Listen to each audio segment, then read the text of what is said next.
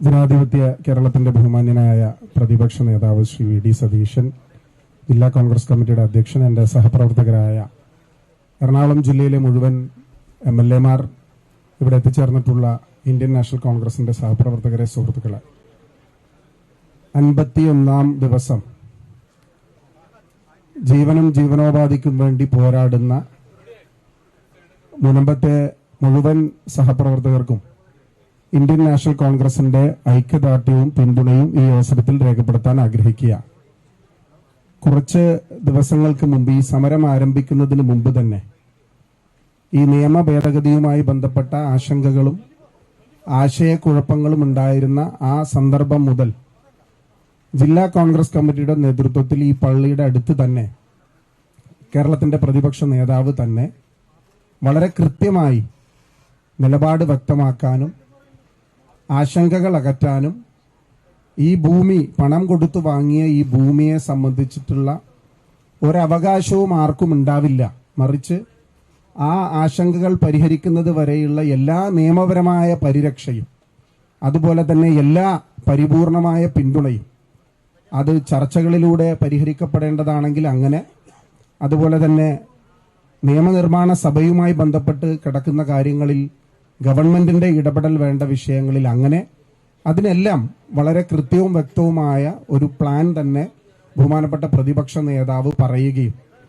കഴിഞ്ഞ 2 മാസക്കാലമായി ഒരുപാട് സംഘടനകൾ, കേരളത്തിലെ പ്രബലമായ എല്ലാ മുസ്ലിം സംഘടനകളും അതുപോലെ തന്നെ ഗവൺമെന്റുമായി ബന്ധപ്പെട്ടിട്ടുള്ള ആശയവിനിമയത്തിലുമെല്ലാം വളരെ കൃത്യമായി ഈ നാടിന്റെ മതേതര മുഖം ഉയർത്തിപ്പിടിക്കുന്ന തരത്തിൽ തന്നെ പ്രതിപക്ഷ നേതാവ് ഇടപെട്ടതിന്റെ അടിസ്ഥാനത്തിൽ പരിഹാരത്തിന്റെ ഫോർമുലകൾ ഉരുത്തിരിയുകയും അതുമായി ബന്ധപ്പെട്ട് ഗവൺമെന്റിന്റെ ചർച്ചകൾ മുന്നോട്ട് പോവുകയും എല്ലാം ചെയ്യുന്നുണ്ട്.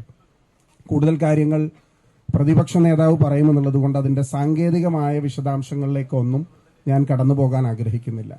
പക്ഷെ ഒരുപാട് ചോദ്യങ്ങൾ മുനമ്പം സമരവുമായി ബന്ധപ്പെട്ട് വ്യക്തിപരമായും സംഘടനാപരമായും എല്ലാം ഉയർന്ന ഈ സാഹചര്യത്തിൽ ആദ്യം ഹൈക്കോടതി ജംഗ്ഷനിലെ വഞ്ചി സ്ക്വയറിൽ നടന്ന ആ KLCAയും KRLCCയും നടത്തിയ ഐക്യദാർഢ്യ സമ്മേളനത്തിൽ ഇവിടുത്തെ മുഴുവൻ കുടുംബങ്ങളുടെയും മുൻപിൽ വെച്ച് നിങ്ങളെ സാക്ഷി നിർത്തി ഞാനൊരു വാക്ക് പറഞ്ഞിരുന്നു.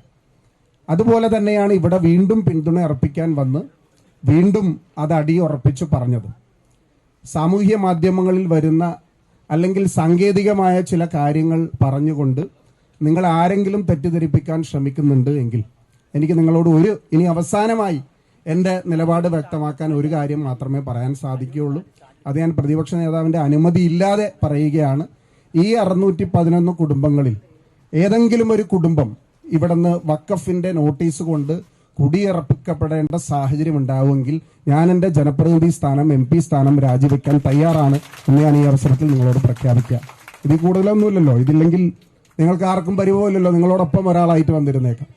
ആ വർത്താനം നമുക്ക് പിന്നീട് സംസാരിക്കാം. എനിക്ക് ആളെ മനസ്സിലായി. അപ്പോൾ നമുക്ക് സാങ്കേതികമായ വിഷയങ്ങളുടെ തൂങ്ങിയിട്ടുള്ള ഒരു ചർച്ചകൾക്കും വഴി കൊടുക്കാതെ ഇതിന്റെ തുടക്കം മുതൽ പ്രതിപക്ഷ നേതാവ് പറഞ്ഞ അതേ വികാരം ഉൾക്കൊണ്ടുകൊണ്ട് തന്നെ നിങ്ങളുടെ സമരത്തിൽ എല്ലാവിധ പിന്തുണ, ലീഗലായ സാങ്കേതികമായ നിയമപരമായ എല്ലാ പോരാട്ടങ്ങളിലും ഞങ്ങൾ നിങ്ങളോടൊപ്പം ഉണ്ടാകും എന്ന് ഒരിക്കൽ കൂടി ഉറപ്പ് നൽകാൻ ഈ അവസരം വിനിയോഗിക്കുകയാണ്. അതിൽ മാറ്റമുണ്ടെങ്കിൽ ഞാൻ പറഞ്ഞ കാര്യങ്ങൾ ഇവിടെ നടക്കും. അതിൽ ആർക്കും ഒരാശങ്കയും വേണ്ട. നിങ്ങളുടെ ജനപ്രതിനിധിയാണ് ഞാൻ, നിങ്ങളോടൊപ്പം തന്നെ ഞങ്ങൾ ഉണ്ടാകും എന്ന് അടിവരയിട്ട് പറയാൻ ആഗ്രഹിക്കുക.